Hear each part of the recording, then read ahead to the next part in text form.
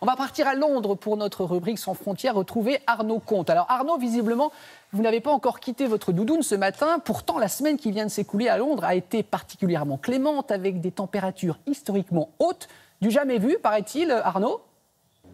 Bonjour, et oui, on va pas se mentir, cette semaine il a tellement fait bon à Londres qu'on aurait pu même se promener en t-shirt, en manches courtes. Des records ont été enregistrés, notamment dans le sud de la capitale britannique, avec une pointe, tenez-vous bien, à 21,2 degrés mardi. C'est plus de 2 fois supérieur au normal de saison. Il faut savoir qu'en principe, au mois de février, une semaine comme celle que nous avons vécue, il fait plutôt un petit 9 degrés. Alors évidemment, on ne va pas se mentir, cela a beaucoup plu aux Britanniques qui se sont rués dans les parcs pour commencer à bronzer avec quelques semaines d'avance.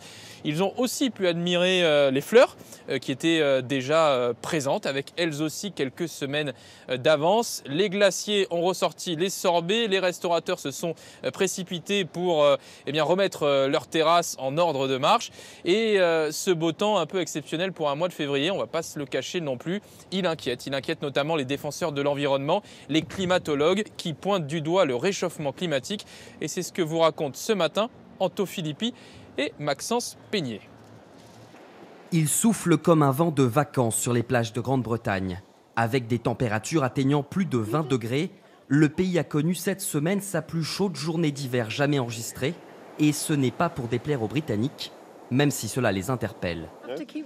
On a du mal à croire qu'on est en hiver. Je n'ai jamais vu de telles températures en février. Cette marchande de glace du pays de Galles a même ressorti ses sorbets pour l'occasion. On était fermé depuis septembre et on se servait de l'espace pour stocker des marchandises pour notre restaurant. Il a fallu refaire des glaces en urgence. C'était fou. Et à Londres aussi, les parcs sont inhabituellement bondés pour un mois de février. Certains s'adonnent même à un bronzage d'hiver. Moi, j'ai l'habitude de travailler dehors et on voit des météos étranges à toutes les saisons. Mais des chaleurs comme ça, c'est très inhabituel. Le thermomètre affiche en effet des températures plus de 2 fois supérieures au normal de saison.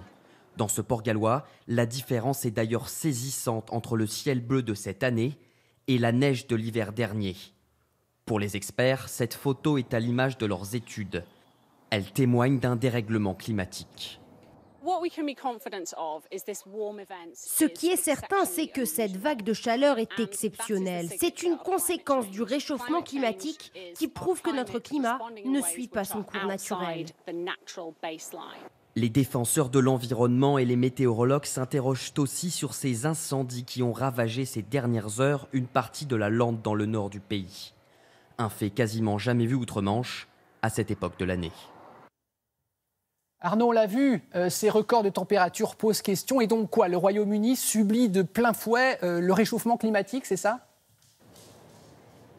Oui, effectivement, et ces experts précisent par exemple que cette semaine, il a fait plus chaud à Londres qu'à Malibu en Californie, qu'à Athènes en Grèce ou qu'à Barcelone en Espagne. Et puis récemment, une étude a été publiée, elle va peut-être vous faire rire, mais pour les scientifiques, elle est très sérieuse, c'est la taille de la frite britannique. Eh bien, figurez-vous que la taille de la frite britannique a été réduite de 3 cm en 2018. Et pour les scientifiques, c'est révélateur de la difficulté à produire et à cultiver de la pomme de terre.